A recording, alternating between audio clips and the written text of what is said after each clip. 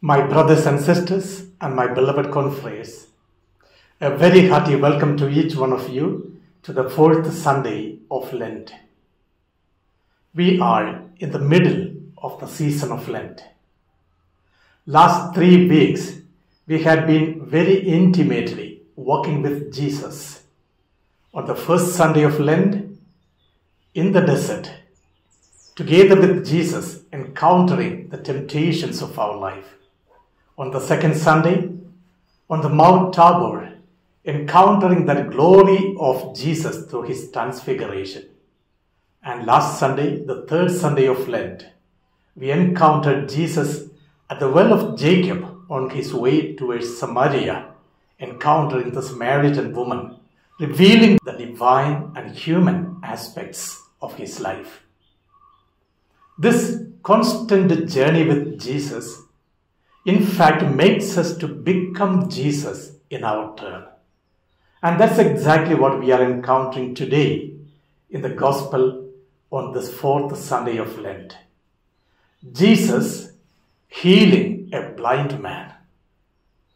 But what I notice here in this particular Gospel that we have taken from the Gospel of John is not at all about the healing that Jesus does to this man, but much more the growth of faith in this man who has now become the one who sees, and the proclamation that he makes in the contextual situation of his life then and thereafter. Yes, everyone who encounters Jesus, everyone who meets with Jesus is expected to become a disciple and a bearer of his name through his proclamation. Yes, my brothers and sisters, as we encounter today Jesus through the eyes of John the Evangelist, we are presented with a very interesting situation here. As all of us are well aware, normally, in the case of a healing that we encounter in the Gospel, there is a request being made by the one who is in need of the healing. There are people who mediate this healing, and there is the healing or the miracle happening through the power of Jesus. But very interestingly, in this particular passage that we are encountering today in the Gospel of John, chapter 9, verses 1 to 14, we find there is no request at all made by this man for a healing. Instead, it is a learning curve for the disciples and a teaching aspect of Jesus' ministry.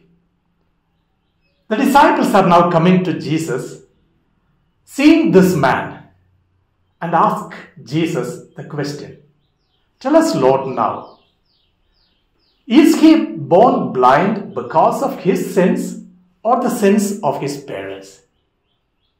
We must know the traditional understanding of the Jews. The Jews always believed that most of the serious sicknesses in the life of a human being is due to the sin of that human being. But Jesus here takes this opportunity to teach his disciples the new understanding of the gospel. He says, it is neither because of his sins nor that of his parents. It is only to glorify and manifest the work and the effect of the work of God in the life of human beings. Yes, we all of us know very often we blame ourselves or we blame others and we blame God, saying that how can God permit sicknesses in the life of people? If we look in the life of Job, as we see in the Old Testament, we also see there a man who encounters all varieties of sicknesses and struggles and pains in life without even doing any mistake. And this is what we call the mystery. A further dimension of God's glory being revealed in the life of human beings, where God interferes, even sometimes in those sicknesses.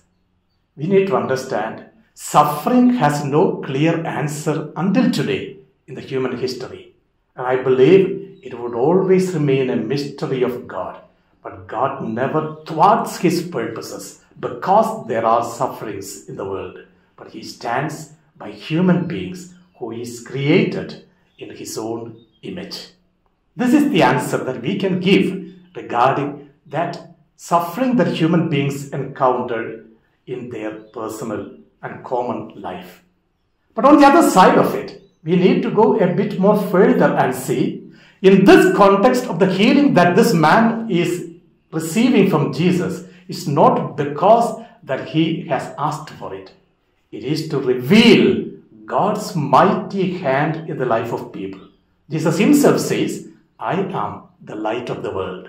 I am giving light to this man, not only for him to see in an external manner, but also to have that spiritual insight that he is in need of. Yes, my brothers and sisters, I see here, after this miracle, there are a few things happening which we need to take to our own hearts, to our own lives, and to our own Christian belief system. First and foremost, what we see here is that this man who was born blind physically has now physically become the one who sees, as well as he has received an inner sight to realize that Jesus is the real Messiah.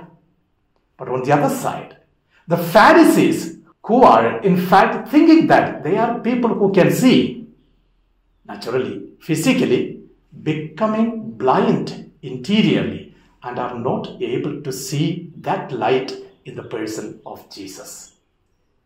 That's why I say this incident in the life of this blind man is a learning curve for him to grow in faith. We see that this faith journey that this man makes in his life is also through the interference of various people who are encountering him there. Who are they? After he received the sight of his eyes, he is now returning to his own folk, to the people with whom he was in fact living until then. His neighbors and those who have seen him before were wonderstruck. And they were discussing among themselves the question, is he not the one who was blind? How is it that he has received his sight?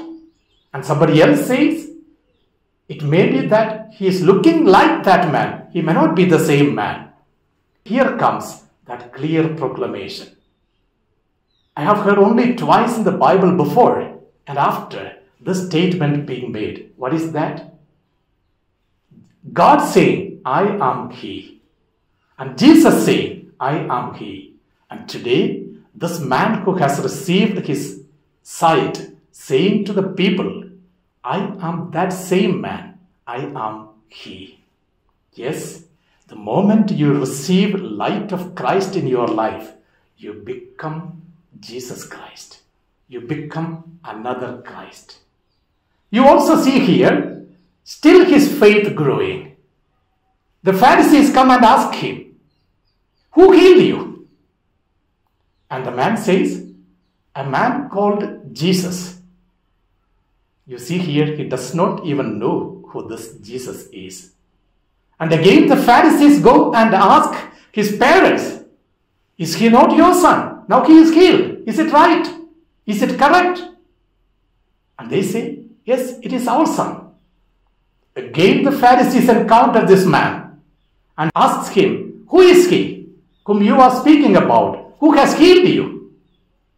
And he says, it is Jesus, the prophet. And they ousted him from the temple. One thing that we notice is this. Constant encounters with people who are also standing opposite to him, he begins to get convinced of the reality. It is Jesus himself who has healed me, and he is growing in that faith in the Lord. See the 4-level growth that he makes. In the beginning he says, it is a man called Jesus. Secondly, he says, it is the prophet. Thirdly, he says, he is the one from God. And fourthly, he says, it is the Son of Man, the Messiah.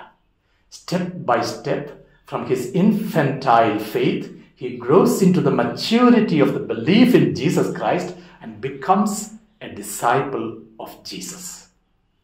My brothers and sisters, we see here at another dimension of the faith of this man. How could he receive this faith in Jesus in spite of the fact that Jesus was in the beginning a stranger to him? Because he was humble and lowly in his attitude. He even tells what he does not know that he does not know. On the other side, he is even willing to learn from Jesus. When Jesus asks him, "Do you know who the Son of Man is?" he says, "Tell me, Lord, that I may believe in him." Yes, the humility of this man to receive sight from Jesus and to be a disciple of Jesus is the one which makes him matured in his faith life. On the other side, we see the Pharisees still proud, still not willing to listen to Jesus and denying the possibility of seeing the Messiah in Jesus. My brothers and sisters, today when we are encountering Jesus, we need to tally ourselves with these two people. Am I willing to learn, to have that sight, both exterior and interior, like this man, and proclaim that Jesus is the Lord? Or am I still a proud Pharisee inside of me, denying the possibility of the realization of the Messiah who is encountering me every day of my life? The door is open before us. It's our chance to enter and see him, Jesus, the Son of Man. Amen.